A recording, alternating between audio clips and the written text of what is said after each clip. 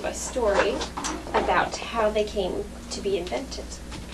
So once upon a time, there was a beautiful magical land, and on one side of the kingdom was bordered by a great big blue river, and on the other side was a majestic pink mountain.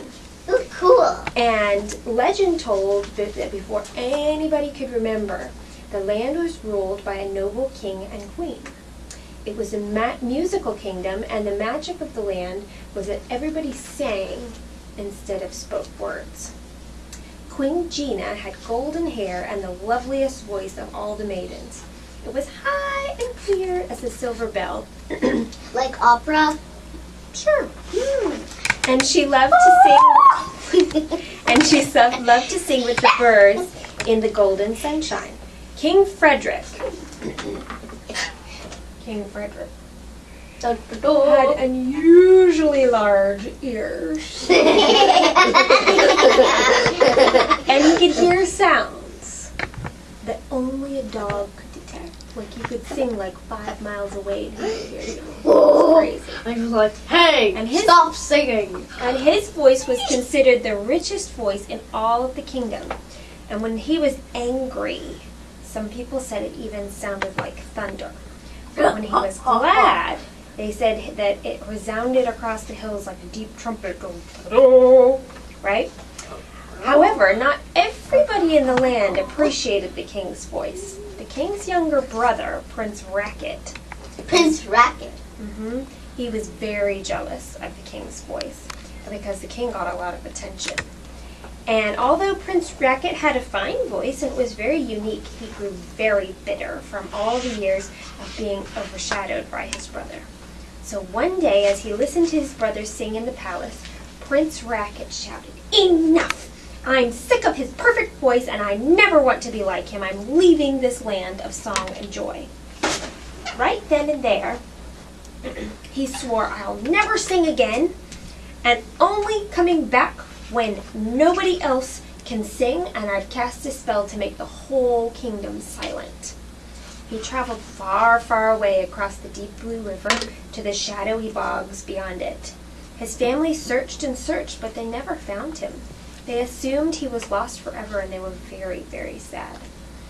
Amidst the fog on the bogs, Prince Racket found the most powerful wizard in the land, and he studied with him for years. He stayed in the Shadowlands so long that the prince forgot how to sing. Finally, the day came when he was ready to return to Music Land and cast his evil spell.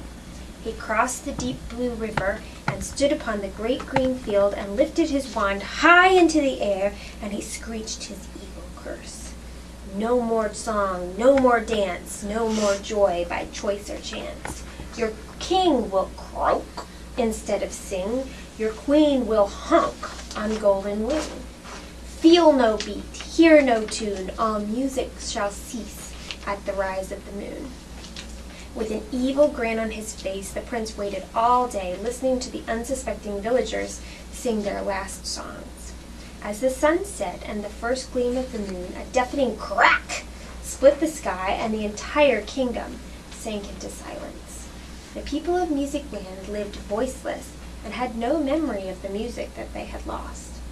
All they knew is that they were overcome by sadness and that their beloved king and queen were gone.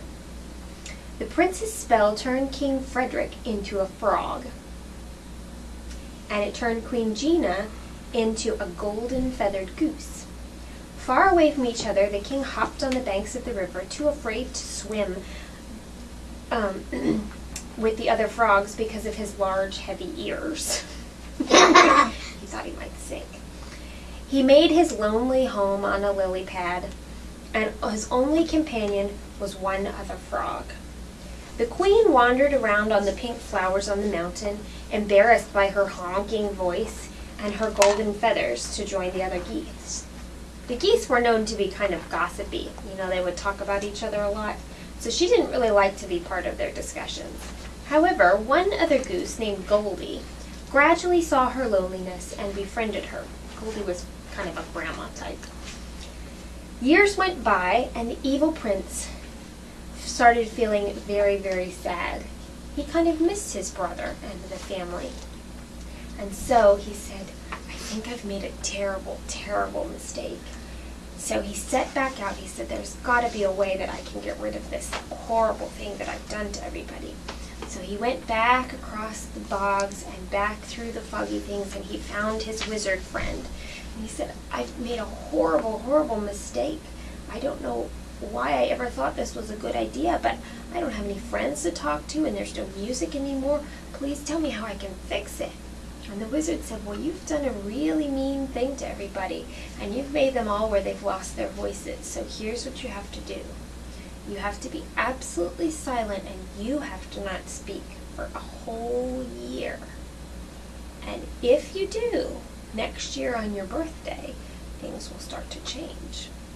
So Prince Racket, Well, what happens if he doesn't? then everybody keeps their voices lost, and nobody can talk. Nobody can sing, and the king and the queen are still turned into animals. That means they're left Forever. Permanently. Yeah. And so Prince Racket was really sad about it. And so he went back to Musicland. He said, okay, I think I can do it. So he shut his mouth tight, and he lived for a whole year, and he didn't say a word to anybody.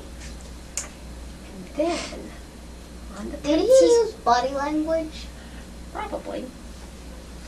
And then, a whole year passed by, and on the prince's birthday, he was sitting all by himself, and he remembered, he said, it's my birthday today. But he was still a little bit scared to make any noise, so he said, well, I'll be quiet one more day and see what happens, because I don't want to mess that up.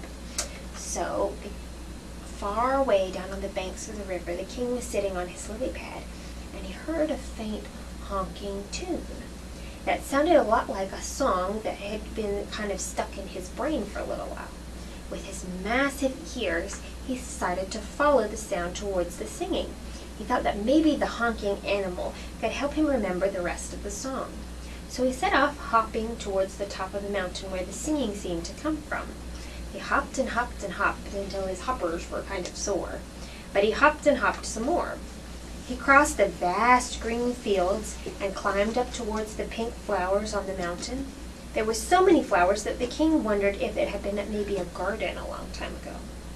Amongst the tall flowers, he spotted a very unusual golden goose waddling away while she was singing. He croaked out to her, but she didn't hear him. As he followed her, he began to sing along. Suddenly she stopped and she turned towards him, and they started singing together. They both began to remember more and more of the song, and their voices became stronger, and their croaks started turning back into words. Blue and broad the river flows, the green fields by its shores. Sweet and pink the flowers bloom beneath the golden sun. Music land my home shall be for now and evermore. All at once, King Frederick and Queen Gina turned back into human beings. They grabbed each other's hands and they hugged each other and they danced around in the beautiful sunshine as if they would never ever stop. As they finally lay down amongst the beautiful pink flowers, they looked up at the sky and sang together again. They sang loud and clear for the whole world to hear, and they sang every song that they could remember. King Frederick sat up with a start. What did he hear? Off in the distance, they both saw the beautiful blue river and several of the royal cats scampering towards them. Our beloved cats have heard our song, Frederick the Queen exclaimed, and I think I can hear them singing back to us. The king strained his big ears towards the river. They jumped up and went to meet their cats and had a joyous reunion. The usually reserved and dignified cats were purring, singing, and licking the king and queen on the face with their scratchy tongues, and they were even kind of smiling. When they all calmed down, they sat by the river underneath a big oak tree and shared their stories about their years of separation. They were tales of loneliness and sadness, but each one shared important things that they had learned. Most of all, they missed the singing and their beautiful music. I realize that life is just very ordinary and dull without music, the one whiskered cat said thoughtfully. This is the one whiskered cat. There's three other And cats. I learned that life without singing is life without water," said the catfish. See the catfish? "And I realize that life without music is like living without color," exclaimed the 3 tiny yellow cats.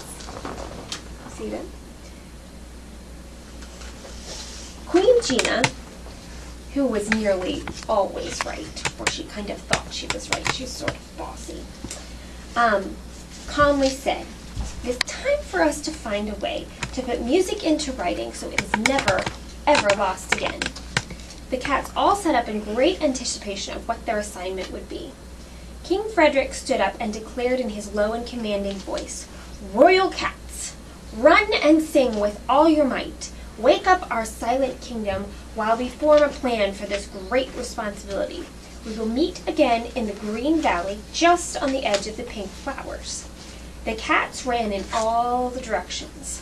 The catfish dove into the deep blue river, way down at the bottom of the hill. The king and queen, and then the little yellow cats ran way up to the top of the mountain, up into the yellow sunshine to sing to everyone there. They hired their crazy outer space cats that were kind of a green, scary color, and they sent them out to the green fields to sing to everybody. And their old, kind of cranky pink cat that had one whisker left, he sort of stayed in the pink flowers and sang to everybody there. The cats ran in all directions. It looks like a chihuahua. Does, kind of, but he's a cat. No. Okay. The king and the queen encouraged them all with their songs as they settled into the task of learning how to write down their music. So this week we're going to be learning about the way that the king and the queen learned to write down their music. And I'm going to show you where all of the cats went. Your cat fell. So at the bottom, Cat. oopsie, can you hear me? Thank you. Thank you. Sit right here. No, I said. So at the bottom of the hill, what was on one edge of the kingdom that was blue? Water. A great blue river was down here, right? And then there were the green fields, right? And then Where's the sky? there was the pink mountain, right? And then way up at the top, there was lots and lots of the yellow sunshine. So the king Where's is, the pink flowers? they're all over the pink mountains. That's what makes them pink, is from all the pink flowers everywhere. The mountains really aren't pink, they have pink flowers on them. So the king and the queen decided that they would send one cat to each section of their kingdom. And the catfish went to the blue river. The green, crazy outer space cats went here. Can we pretend the animals are inside the We picture? will do that. And then the pink mountains, the pink cat went to that one. I also have And the another little question. yellow cats went up here. Will we be able to play with the toys? Oh, totally. Okay. Are we gonna be? We're going to even dress up like the cats. Yay! I want to be a cat. You get to be the cat. Wait. I like being a cat. Wait. Wait. All right. I need listening ears for just a minute. Wait. I want to tell you something. If you would love to ask me a question, I would love to see hands Yes, that's raised what in I the did. air. That's what we do in school. Yes, Are we even gonna get to where the queen and king's town? totally. If you want to. I want Yes, to. did you have something to say? I'm happy that I'm gonna be a cat. All right, good. Okay, so when the king and the queen wrote down the music, they decided to mark it out by lines. Okay, so they had some lines that were for each section of their kingdom. What is there gonna be? So they did some lines down here for the deep, deep blue river, and then they had some for the green fields. Wait, did they have were crayons invented by that time?